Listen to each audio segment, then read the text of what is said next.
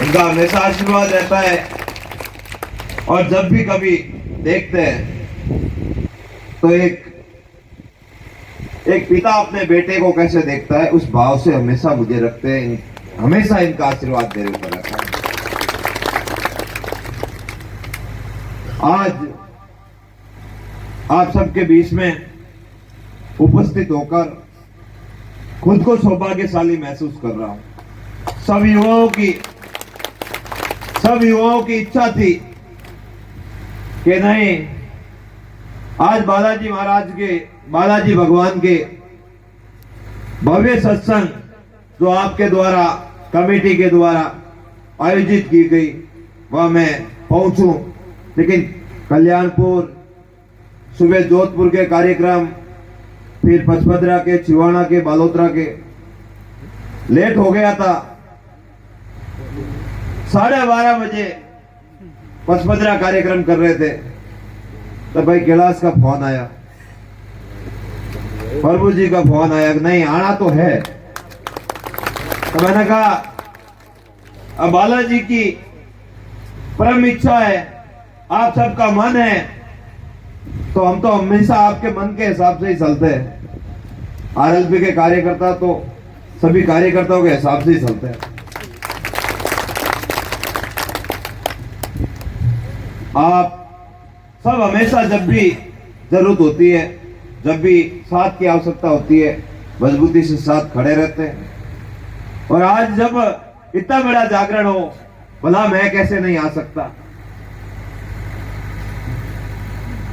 हाथों हाथ वहां से रवाना हुआ और 1.5 घंटे में आपके बीच में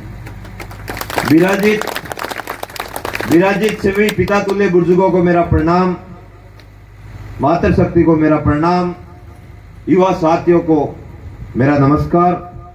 मैं तो आपसे इस धरती पर, बॉर्डर की धरती पर इतना ही निवेदन करने आया हूं कि जिस हिसाब से रास्ते में मैं देख रहा था, रात के 1:30-2 बजे थे, जगह जगह पर धर्म की ध्वजा लिए हुए श्रद्धालु भगवान के प्रति आस्था रखते हुए सड़कों पर चल रहे थे। निश्चित ही मुझे लगा कि मेरे बॉर्डर का एरिया, बॉर्डर का इलाका हमेशा जब भी धर्म और भगवान के प्रति आस्था की बात होती है तो हमेशा अग्रिम पंक्ति में खड़ा मिलता है। ये बात आज रात को 2 बजे यहाँ सौटन दारासर की धरती पर देखने को मिली। मैं आपसे निवेदन करता हूं कि इसी तरह हमारी सभ्यता, संस्कृति और अपनापन और भाईचारे को जीवित रखना है। और हमारे जो बुजुर्ग यहाँ विराजमान हैं, जिन्होंने इस परंपरा को बनाया है, जिन्होंने जीवित रखा है, उनके बताए हुए रास्ते पर चलकर हमारे क्षेत्र और पूरे देश का नाम हमें रोशन करना है। यहां पर अपने भगवान का जहां मंदिर हो, वह साथ में शिक्षा का भी मंदिर हो। जहां भगवान का मंदिर हो, वहां पर पास में एक ऐसा भवन भी बनना चाहिए जहां पर अच्छी लाइब्रेरी की व्यवस्था हो, कंप्यूटर कक्ष की व्यवस्था हो, बच्चों के पढ़ने के लिए डिजिटल स्मार्ट क्लासरूम सहित ऐसी सुविधाओं का विकास भी हमें करना चाहिए, ताकि धर्म के साथ साथ शिक्षा का भी नवाचार हो सके। मैं जहां भी जाता हूं धर्म की सभा होती है, जागरण होती है, भजन संध्या होती है, एक ही बात बोलता हूं कि कैसे भी करके हमारे आने वाली पीढ़ी को शिक्षा से कैसे जोड़ा जाए, शिक्षा का सर्वांगीण विकास कैसे किया जाए। देखो, आप और हम ये विचार करते रहेंगे कि सरकारें आएगी, सिस्टम बदलेंगे, कब तो सरकारें ढंग की आएगी, कब सिस्टम बदलेंगे, इसकी कोई गारंटी नहीं है। पहले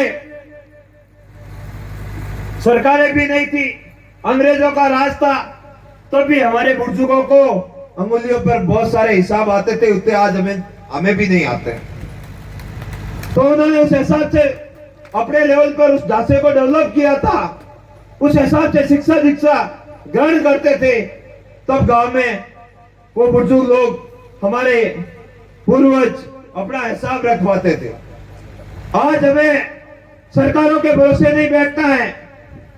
धन के लोगों के हाथ में राज कब आएगा इसकी कोई गारंटी नहीं है, लेकिन हमें यह तय करना है कि हमारे लोगों का विकास कैसे हो। ये जो नन्हे मुन्ने बच्चे बालिकाएं सामने विराजमान है, ये उच्च क्वालिटी की शिक्षा कैसे ग्रहण करे, इस हेतु हमें खुद सरकार बनना पड़ेगा, खुद ही शासन बनना पड़ेगा, खुद ही काम करना पड़ेगा, तब जाकर हमारे आने वाली पीढ़ी को अच्छे सदमार्ग पर ले जा सकते हैं। यही आशा और विश्वास के साथ मैं कमेटी सहित पूरे गांव से निवेदन करूंगा कि यहाँ अच्छी लाइब्रेरी का निर्माण कैसे हो, जैसे एकांत में बच्चा यहाँ आकर अच्छी शिक्षा ग्रहण कर सके, पढ़ाई कर सके, साथ में खेल संबंधित डेवलपमेंट हो।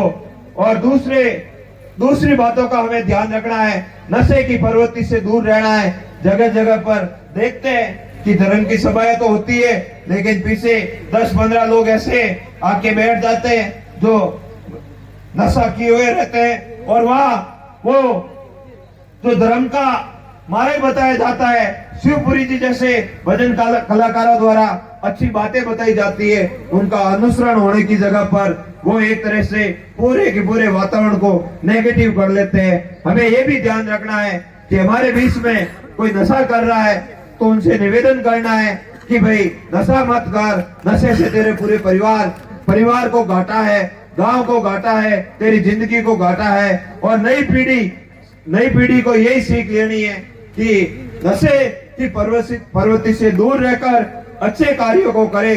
जैसे आज बालाजी का जागरण हो रहा है, ठेठ जोधपुर तक सरसा है कि भाई बॉर्डर की धरती पर, वहां पर हमारे बालाजी के भक्तों द्वारा एक भव्य भजन संध्या की जा रही है, जिसमें शिवपुरी जी जैसे महान कलाकार भजन की प्रस्तुतियां दे रहे हैं, और मेरे जैसे किसान के बेटे सांसद उमेदवार राम जी बेनीवाल जैसे लोग भी इस कार्यक्रम में पहुंच रहे हैं। भाई अच्छा काम किया तो सब कह रहे हैं, अच्छा काम किया सब कह रहे हैं। सड़क पे कोई दारू पी के पड़ा है, उसके बारे में कोई बात नहीं करेगा। जब भी कोई अच्छा काम होगा उसकी प्रशंसा होगी।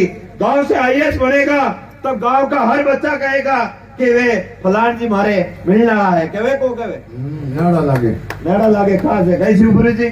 और अगर कोई आदमी 2 नंबर का धंधा करता है, ऐसे कोई नहीं कहेगा कि वो फलाना राम फलाना सिंह मेरे मिलने वाला है। नहीं साहब, मैं तो जाना ही कौन, मार मिलने वाला ही कौन, कहे को कहे।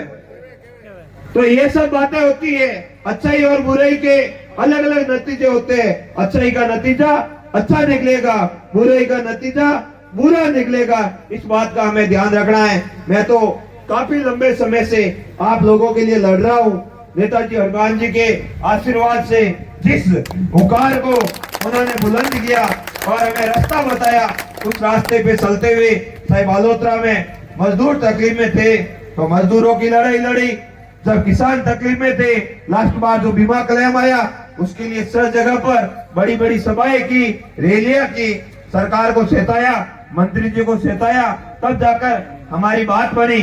और जब हमारा पूरा का पूरा पर्यावरण तकलीफ में है, अब वहाँ डोली दवा क्षेत्र में, ये इधर समदड़ी रामपुरा क्षेत्र में और इधर बालोतरा जेरला क्षेत्र में फैक्ट्रियों का गंदा पानी पूरे पर्यावरण और मानवता को दूषित कर रहा है। उस लड़ाई को भी आपका बेटा वहाँ सड़क पर बैठकर लड़ रहा है और मजबूती से लड़ रहा है। मेरे खिलाफ वहाँ पर कई सारे ताकतें पनप गई कि इस आदमी को कैसे रोका जाए ताकि हमारे जो नाक में दम कर रखा है वो हमारा कांटा दूर हो सके। लेकिन मैंने उनसे कहा है कि मेरे थार के लोग 100 टन बाकासर शेरवा सहित ठेठ शिव से लगाकर जैसलमेर तक के लोग इस लड़ाई में शामिल है। मुझे एक या धर्म सभा में आप दोनों हाथ उठाकर भरोसा दिलाइए कि थान सिंह तू जो लड़ाई लड़ रहा है पर्यावरण और मानवता को बचाने की, उस लड़ाई में हम तेरे साथ में हैं। भरोसा दिलाइए माताएं और बहनें दोनों हाथ उठाकर। और आपके इस बॉर्डर के इलाके में बहुत सारी समस्याएं हैं, बहुत सारी तकलीफें हैं, बहुत सारी बहुराष्ट्रीय कंपनियां आ रही है जो किसानों की सस्ते दरों पर जमीन हड़पने का काम भी कर रही है। बहुत सारे प्रोजेक्टों के नाम पर आपसे जमीनें ली जा रही है, लेकिन किसानों को जो दाम मिलना चाहिए वो दाम भी नहीं मिल रहा है। मैं आपको भरोसा दिलाता हूं कि जब भी आपको जरूरत पड़ेगी मजबूती से आपके साथ में खड़ा होकर आपकी भी लड़ाई की जरूरत होगी तो लड़ाई लड़ेंगे। इन कंपनियों को भी या नकेल कस के रखेंगे, नाक में दम करके रखेंगे।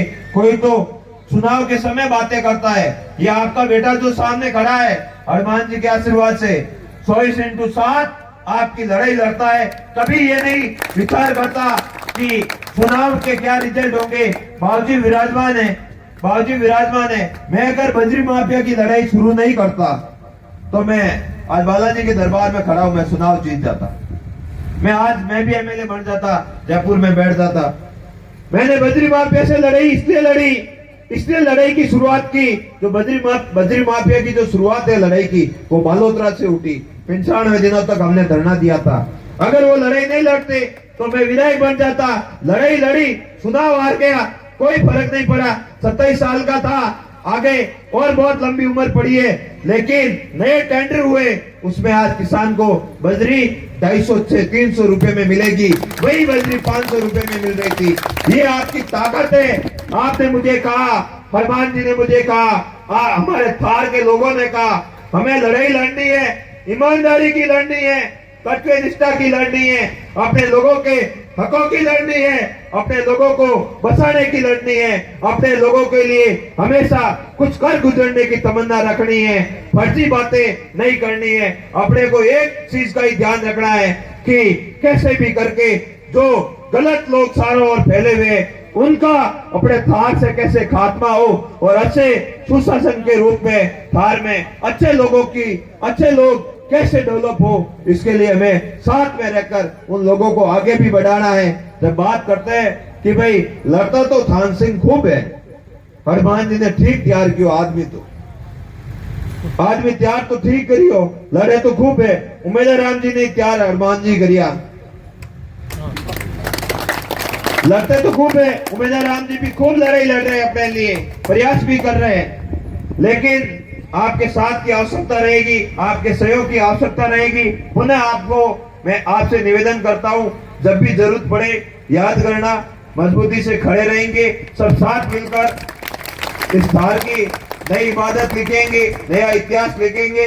आपने मुझे बुलाया, मान सम्मान दिया, इसके लिए मैं हमेशा आपका आभारी रहूंगा और हमेशा आपके लिए खड़ा रहूंगा, साथ में खड़ा रहूंगा। बहुत बहुत धन्यवाद। जय हिंद, भारत माता की जय। जोरदार ताली।